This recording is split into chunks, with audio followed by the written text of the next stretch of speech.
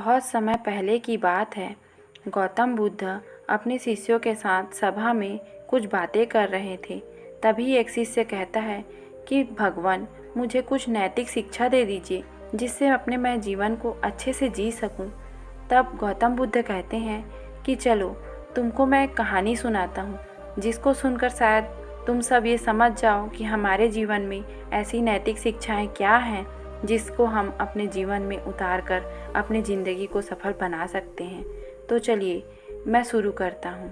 बहुत समय पहले की बात है। सुदूर दक्षिण में किसी प्रतापी राजा का राज्य हुआ करता था।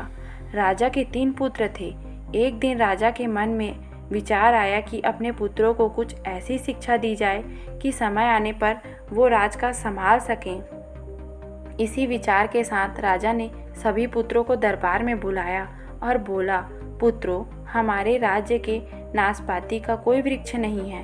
मैं चाहता हूँ कि तुम सब 4-4 महीने के अंतराल में इस पर वृक्ष की तलाश में जाओ और पता लगाओ कि वो कैसा होता है। राजा की आज्ञा पाकर तीनों पुत्र बारी बारी से वापस लौट आए। सभी पुत्रों के लौट आने पर राजा ने पुनः सभी को दरबार में बुलाया और पेड़ के बारे में बताने को कहा।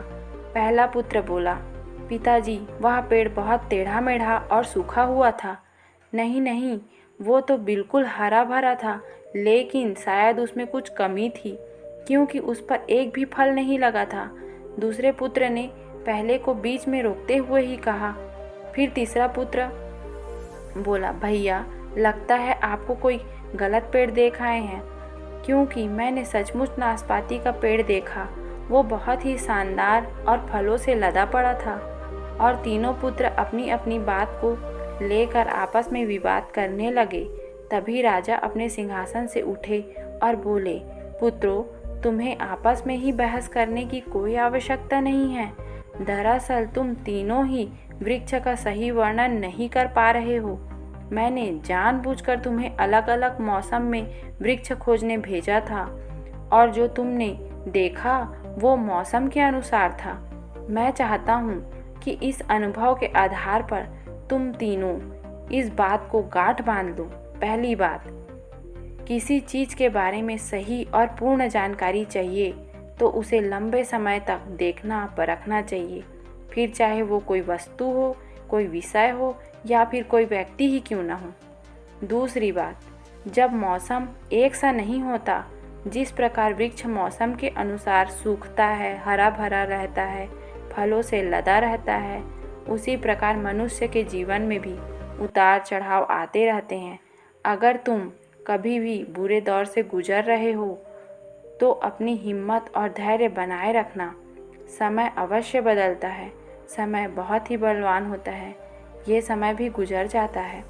और तीसरी बात, अपनी बात को सही मानकर उस पर अड़े मत रहो, अपना दिमाग खोलो और दूसरों के विचारों को भी जानो। इस संसार से भरा पड़ा है ज्ञान, चाहकर भी तुम अकेले सारा ज्ञान अर्जित नहीं कर सकते।